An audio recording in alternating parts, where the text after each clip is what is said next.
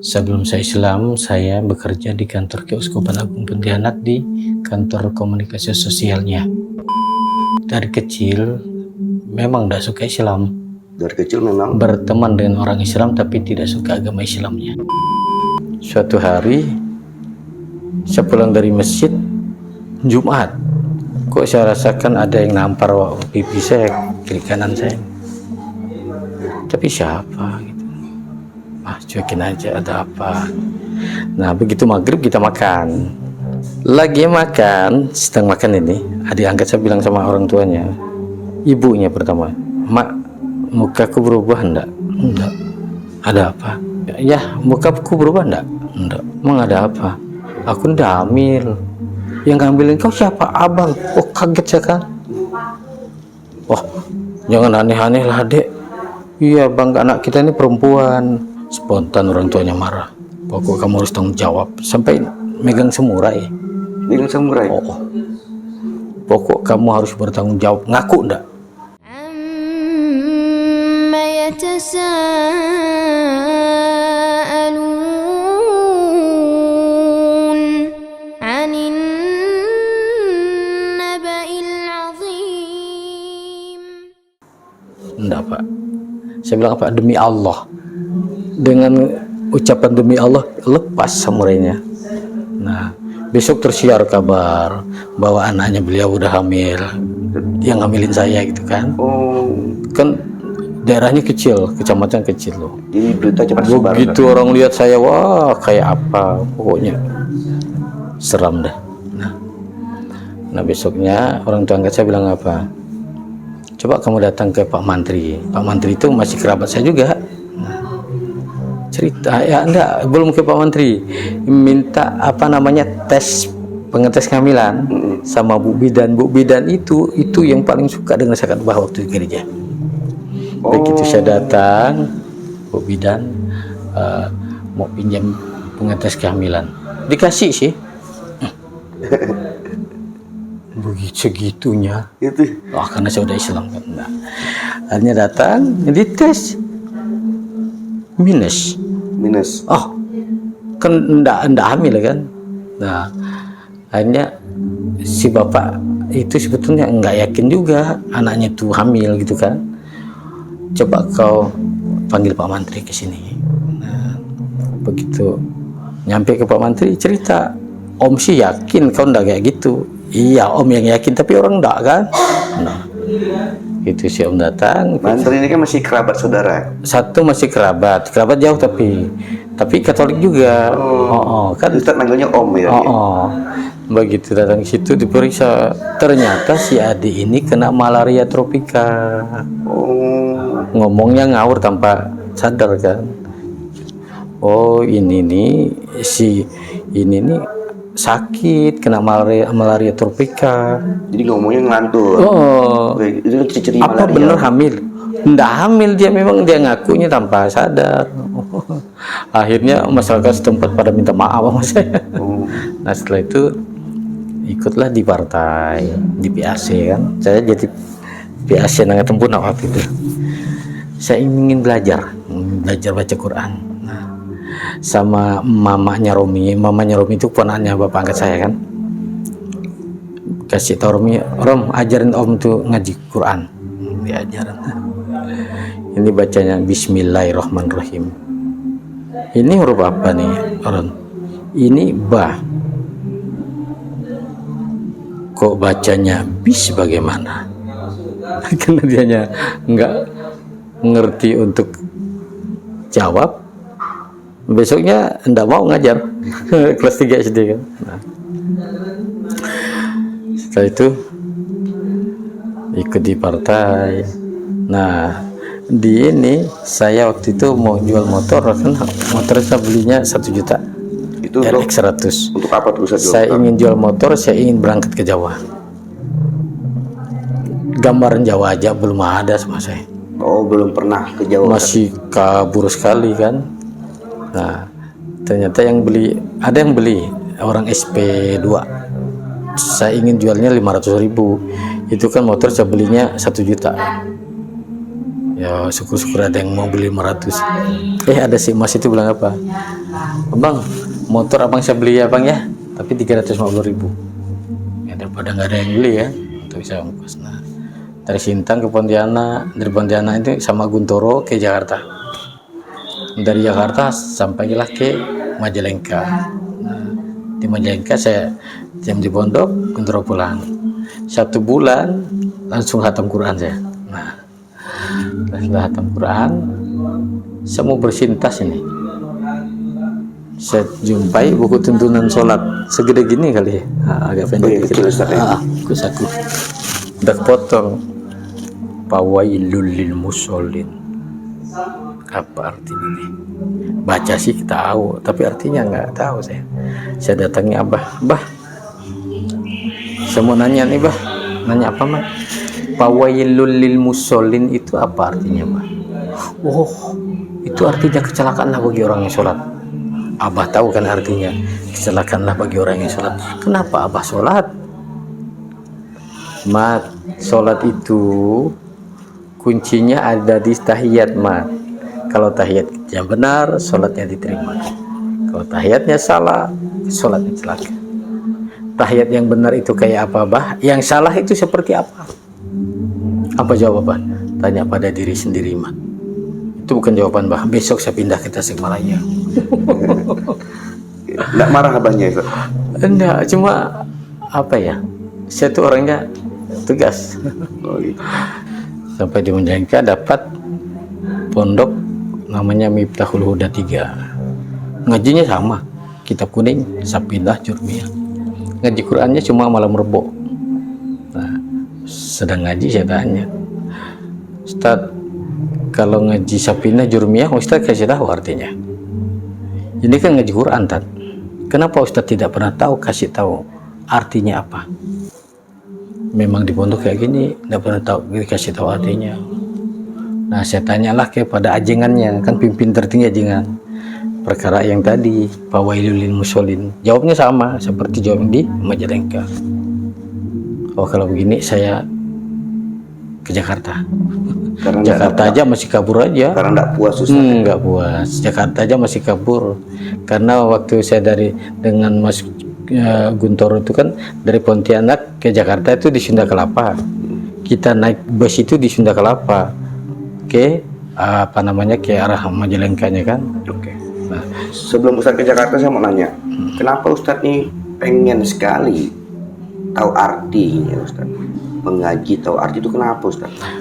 Gini, saya kan begitu sholat dibaca Al-Fatihah nih.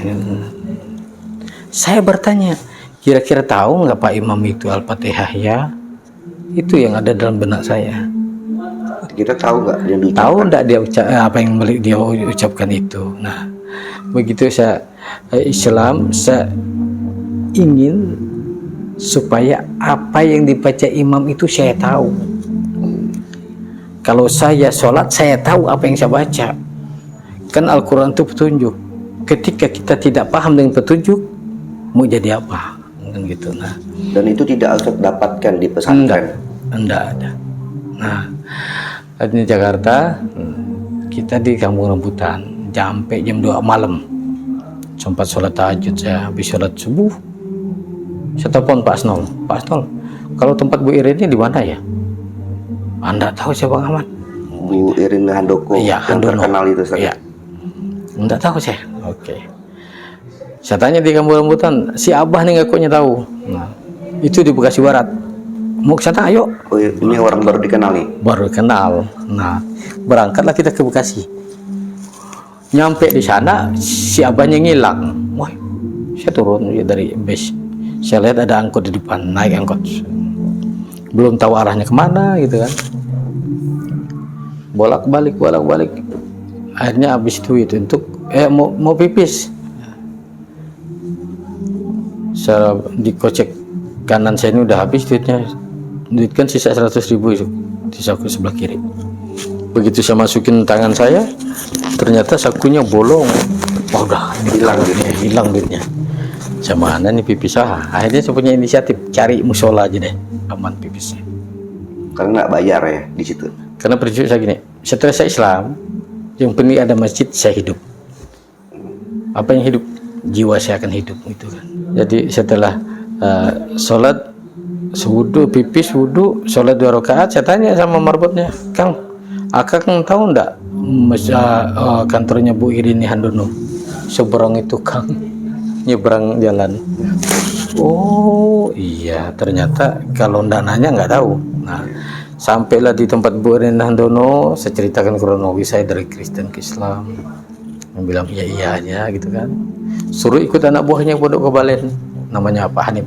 Ke Pondok Kebalen itu perumahan. perumahan Di Bekasi Selatan. Nyampe di Pondok Kebalen itu pas azan asar. Nah, kita ini lapar nih.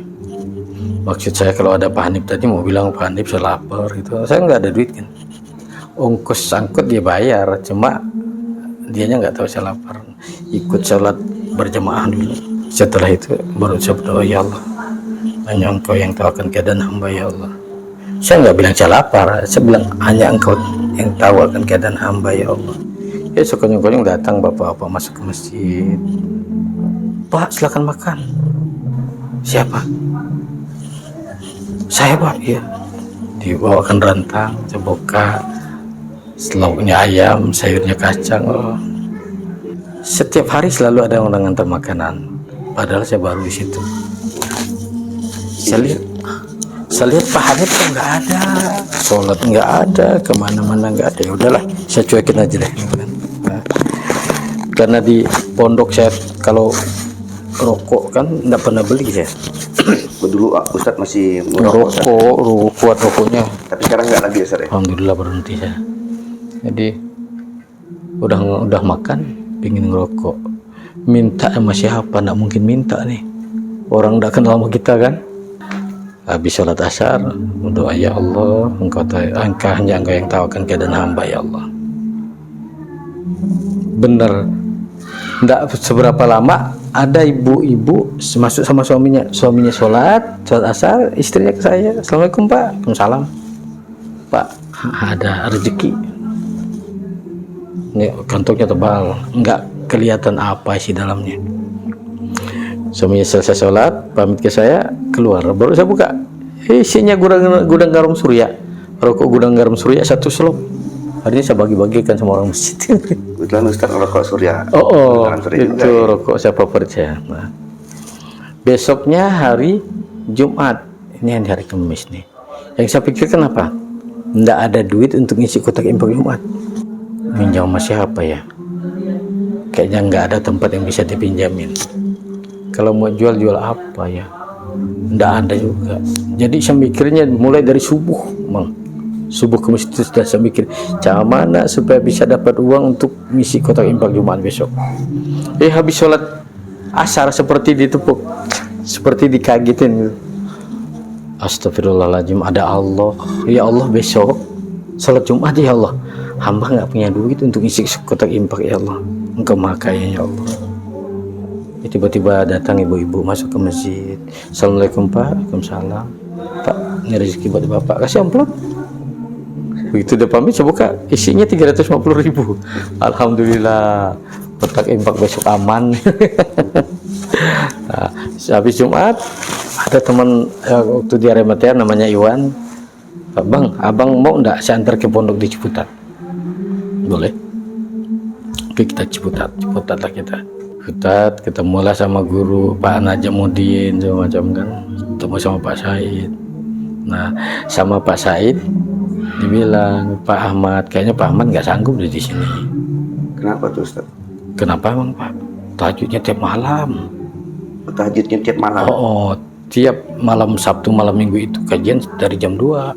Alhamdulillah. Saya datang pas Jumat kan malam Sabtu kan. Nah, di pengajian sebelum mulai saya angkat tangan dulu. Assalamualaikum warahmatullahi wabarakatuh. Waalaikumsalam. Pak Kiai bisa saya nanya nggak Pak? Oh silakan Pak Ahmad. Pak Ahmad mau nanya apa? Ini nih ayat ini saya buat dari Majalengka sampai ke Tasikmalaya. Sekarang sampai Jakarta. Di Majalengka nggak bisa jawab, di Tasikmalaya juga demikian. Sekarang saya berharap di Jakarta bisa buka tabir ini ayat. Apa bunyinya? Fawailul lil musallin. Saya lihat Pak Najam senyum. Mudah-mudahan dapat jawabannya gitu kan. Silakan buka surat Al-Maun. Bingung saya nih. Santri langsung buka langsung dapat. Saya bercari-cari mana itu. Saya lihat anak-anak langsung dapat. Ada yang ngasih tahu. Bang, surat yang ke-107. Nah, jadi apa yang ditanya oleh Pak Ahmad tadi, jangan cuma satu ayat. Ada ayat penunjang yang lain yang menjelaskan. Oh, bacalah araital a'udzubillahi minasyaitonir rajim araital ladzi yukadzibu biddin. Di situ dikatakan, tahukah kamu orang yang mendustakan agama? Allah yang bertanya, tahukah kamu orang yang mendustakan agama? Allah yang bertanya, Allah juga yang jawab. Di ayat keduanya, fadzalikal ladzi yad'ul yatim, maka itulah orang yang menghardik anak yatim. Wala yahudu ala tu'amil miskin, dan orang yang tidak mau memberi makan orang miskin. Fawailul lil musallin, kecelakaan bagi orang yang sholat. Percuma saja sholat jika dia menghardik anaknya. Alladzina hum an sholatihim sahun, orang yang lalai terhadap sholatnya. Sholat itu kan selalu bergandengan dengan infak, selalu bergandengan dengan zakat. Selama ini kan orang cukup sholat saja, zakat nanti tidak tunggu Ramadan. Nah, jadi fawailul lil musallin alladzina hum an sholatihim sahun alladzina hum yuraun, endingnya pasti sukaria orang yang cuma sholat tidak pernah infak itu, karena dia tidak pernah memperhatikan sholatnya. Wa yamnaunal maun, dan orang yang tidak mau menurunkan barang yang berguna. Langsung ngonek, oh ya ini jawabannya. Jadi Pak Najam bukan bilang ini jawabannya, langsung oh ya ini nih gitu. Anda disitulah saya belajar. Nah, belajar di situ. Sebulan kemudian diminta ke Lampung. Nyampaikan Al-Quran di Lampung. Banyak ayat. Oke Ustaz, sebelum ke Lampung nih, saya mau nanya. Ini setiap kali Ustaz berdoa, ini dikabulkan terus Ustaz. Ya. Itu sampai sekarang nggak Ustaz? Iya. Sampai sekarang Ustaz? Iya. Ustaz mempunyai hajat, iya. Ustaz berdoa kepada Allah, iya. Dikabulkan Ustaz ya? Masya Allah. Yakin. Itu hakul yakin. Kuncinya yakin. Tidak ada yang bisa mengabulkan doa selain Allah. Kita ini hidup atas izin Allah. Segala-galanya Allah yang punya, kok kita repot? Alam semesta ini kan milik Allah. Kenapa kita mesti mikir ke sana kemari? Nah, di Lampung itu 3 minggu Bang. Hari pertama ngisi di Kawah, di Masjid Kawah. Sebelum saya ngisi kajian, ditanya, maaf Pak Ustadz, Ustadz ini NU apa Muhammadiyah? Saya Muslim. Bukan NU, bukan Muhammadiyah. Sampaikan Quran. Kasih amplop isinya 200.000, 100 saya ambil, 100 kasih pondok. Setelah itu, setiap malam saya isi. Kang Nana bilang apa? Kasihan sama Ustadz Ahmad. Setiap ngisi kajian tidak pernah yang ada ngasih amplop. Nggak apa-apa, kan saya tidak ngasih, cari amplop. Saya cuma mengingatkan supaya kita itu jadi orang benar. Nikah itu juga bukan saya yang mau. Ada janda nanya sama saya, Ustadz mau nggak nikah sama saya? Saya janda. عما يتساءلون